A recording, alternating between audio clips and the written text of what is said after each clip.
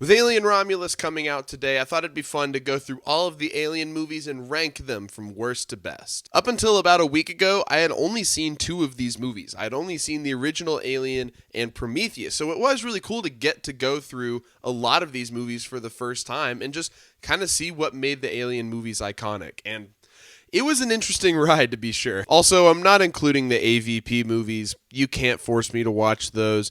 I'll watch them eventually, but I was just in no rush to watch them before Alien Romulus. So, let's not waste any more time. Let's dive into the Alien franchise. Without a doubt, the worst entry in the Alien franchise is Alien Resurrection. It's a gigantic load of horse crap, and I just hated myself watching it. I thought the send-off that Ripley had in Alien 3 was as good as it was going to get, given the movie that Alien 3 is, and so to bring her back for absolutely no reason whatsoever is just stupid, and to build the entire movie off of that premise, it's just dumb. And it's just dumb, and I just hated watching it from the onset. I just hated that they were even going this direction. Now, it's not the worst movie I've ever seen in the world. Sigourney Weaver does do a good job with what she's given. And, you know, there's a couple of cool kills here and there. That's about it, though. There's nothing really to show for Alien Resurrection. There's no reason it should exist. It's just dumb. Alien 3 is definitely not as bad as I had heard it was going to be, but it definitely wasn't good. One thing I found when I was watching through this Alien franchise was that a lot of the movies, the experience that I had was really driving off of the previous installment, right? So my opinions on Alien 3 really drove how I thought about Alien Resurrection. And in this case, my thoughts on Aliens really drove what I thought about Alien 3. Because Aliens ends on a really great note. It ends on a really solid emotional beat, and it's great, and it just makes you feel great, and it rewards you for sticking it out through the horrors of Aliens. And Alien 3 just throws that away for no reason. Legitimately, in the opening minutes, the pod just crash lands and Newt is just dead, which is like the whole emotional core of Aliens. And so you're just left like, so what was the point? Yeah, watching this the day after I watched Aliens for the first time, not my finest moment, and it just really soured me on the movie in general. I just wasn't a fan of where it took the characters, where it took the story. I just wanted something else from it. I will say though, on its own, it's not the worst movie in the world. It's watchable, at least, which you can't really say about Alien Resurrection. This is at least watchable, and I could have this on and have a decent enough time. And there is some solid tension. There's some solid alien kills. Again, things I expect in every Alien movie. And so they're solid here. And so I kind of get what I'm looking for out of it. But I don't know. You can definitely tell studio interference is at play here, that they really didn't let David Fincher do what he wanted to do. And I'm glad that David Fincher's career wasn't killed by this movie from the start of his career, because we would have been deprived of some great movies. These next two kind of flip back and forth for me a lot. Like, I still can't decide which one I'd rather put on top. And it'll probably change the second I upload this video. But right now, I'd put Alien Covenant at the number 5 spot. And there is a noticeable jump in quality from Alien 3 to Alien Covenant. Like, Alien 3 is like a light 5 out of 10. Alien Covenant is like a decent 7 out of 10. Like, there's a good noticeable jump in quality. I just think what Ridley Scott is doing in Alien Covenant is really, really fascinating. I really like the themes that he explores in both Prometheus and Alien Covenant, and the way he kind of builds on what he did in Prometheus in Alien Covenant, I think is really, really cool. And without saying too much, I think the ending really does a great job of kind of putting a big exclamation point on what Ridley Scott is doing with these themes and what he's trying to say in these two movies. I think it's really, really awesome. However, it doesn't quite feel like an Alien movie at times, and a lot of that is just the exploration of themes and how introspective and existential it can get sometimes.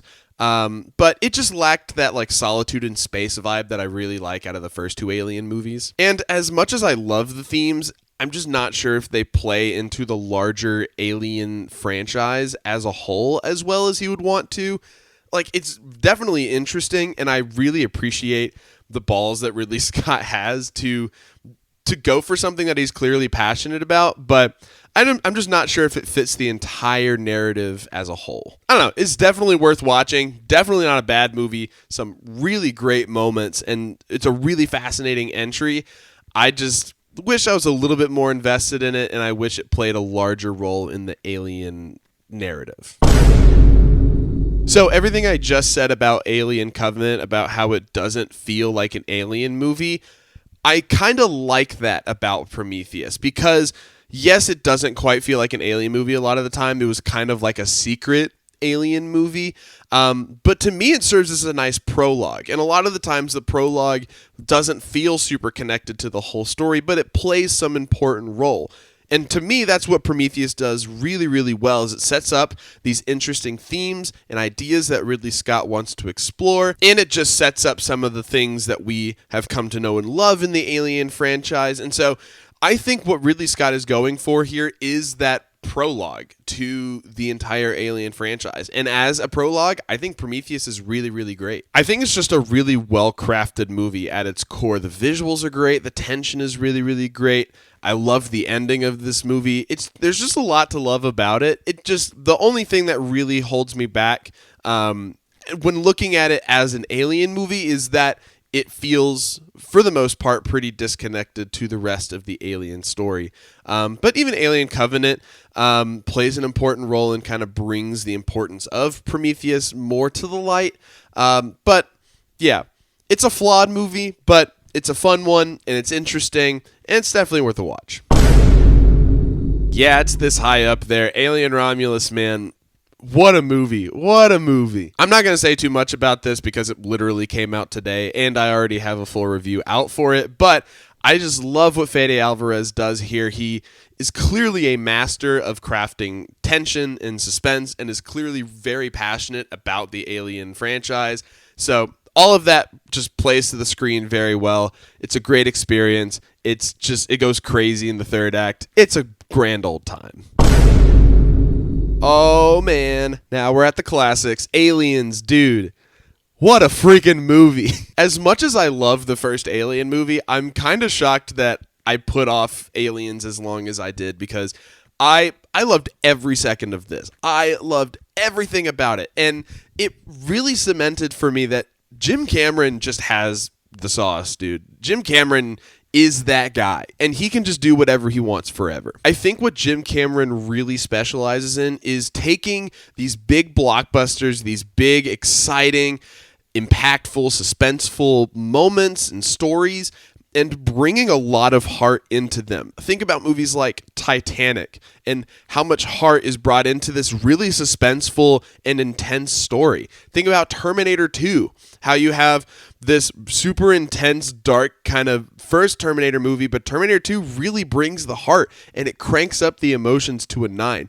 Like, that's Jim Cameron. That's what he does. And everything that I just said can be applied to Aliens times 1,000. It's just amazing. It's honestly everything you would want a blockbuster to be. It's intense, it's exciting, it's entertaining, it's fun, it's heartfelt, it's emotional. It's all around just about as good of a blockbuster as you're gonna get. Yeah, so I'm a little biased here. Alien is my favorite horror movie ever, and so I'm a little biased, but I just friggin' love Alien, man. There's just something about this original experience of what I mentioned earlier is the solitude in space that I freaking love about this movie. How it feels like you have no escape from what's happening, and you are forced to just face it and face the xenomorphs head on. I just love that aspect of it. I love the idea of nobody really being safe and you don't know who's going to live or die. Like, that's just interesting to me. And the tension that Ridley Scott crafts throughout this movie is masterful. Legitimately some of the best tension I've ever seen in a movie. The first time I watched this movie was on my laptop in college, which was fine. I got to watch it. It was accessible. But to watch this in theaters in April when they re-released it was truly the experience I needed to confirm that this was my favorite horror movie, because the atmosphere is just amplified. The sound design is incredible. The visuals are amazing.